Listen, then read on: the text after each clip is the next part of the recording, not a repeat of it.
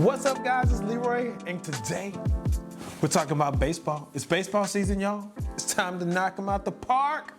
Oh yeah.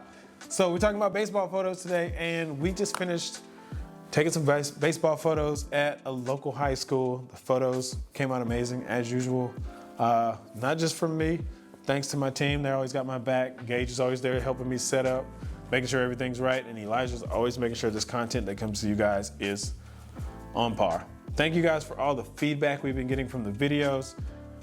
Thank you, thank you, thank you. Obviously, like I said before in other videos, we are photographers who work every day, and we don't go out and make content, we film what we're doing. So you guys get unique, authentic footage of what we're doing on the daily. So it's always fun to bring you guys on as a little camera on the wall and just to kind of see our process. And we'll continue to do this as long as you guys are enjoying it. And if not, we'll figure out something different to do. But as for now, this is what we're doing. So let's talk about this baseball shoot. Obviously, this team had about a little bit south of 40 kids on it. So we start all our shoots inside. Typically, we try to get photos of all the seniors first. We bring them in the most controlled lighting environment we can get them in. And for this school, it was their batting cage, because their batting cage looks like a barn, I guess. It was kind of like just a semicircle where we went in there, open light on, they had light coming in on this side, light coming in on that side, so we put ourselves right in the middle. Obviously the background doesn't matter. For a senior banner, we're clipping them out, so we kind of just exposed to where the background was dark as we can get it. And we put 2 edge lights in the back of them, one for each side, so it would like cut them out of the background and just chisel them out. So it made their muscles look bigger, made them look a little cooler, and it also separated them out on the background, like I said before, so we can clip them out and get them put into the design. Obviously for clipping, we have some in-house methods that we use for clipping through PixNubs, but for the most part, we're sending things out to retouchup.com.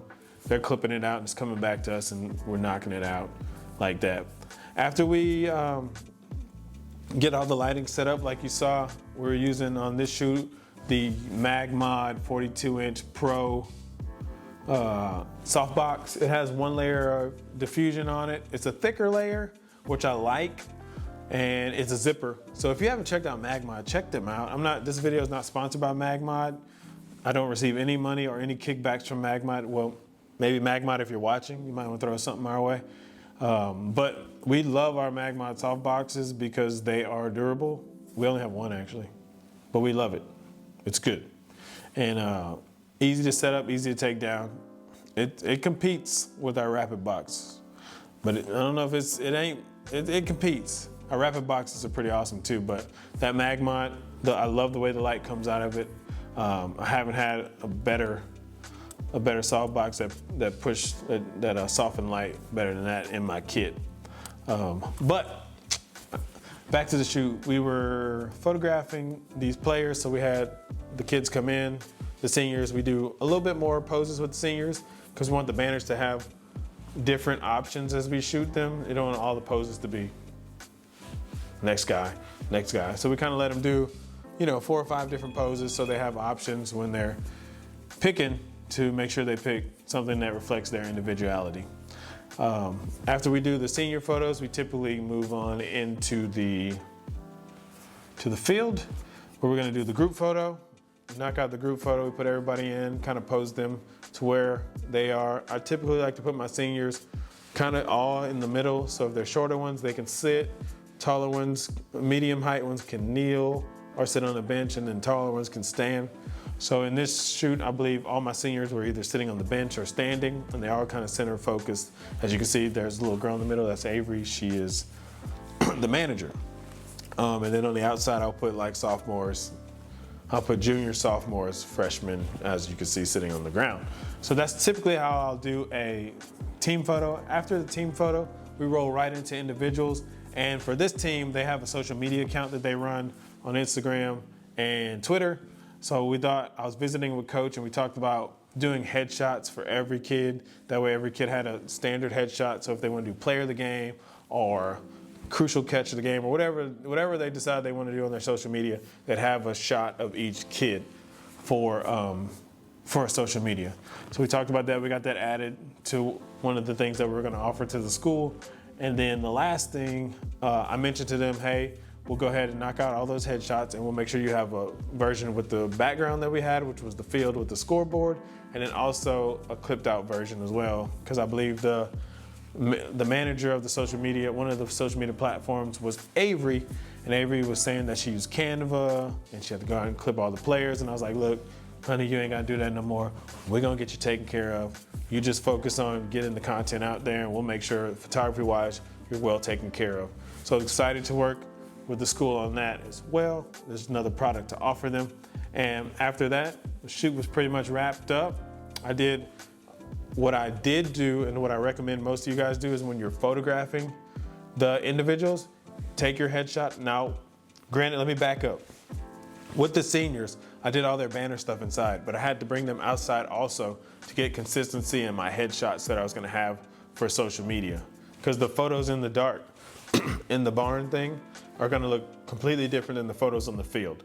And I wanted to have consistency throughout all those. So all the seniors, they came back and did a headshot outside as well. And then every player, as they came up to do their regular photos, I did that headshot as well. So the reason why that worked good was one headshot photo, no ball, no bat. Then they had their glove. They did a photo with their glove. And then they also did a photo with their bat. So at the end of it, they ended up with 3 to 4 poses depending. And I shot a tight and a wide. So when the parents go into the gallery, they have headshot. And if they did a headshot with their sunglasses, they had that. And then if they did a glove, they had a tight glove, a wide glove.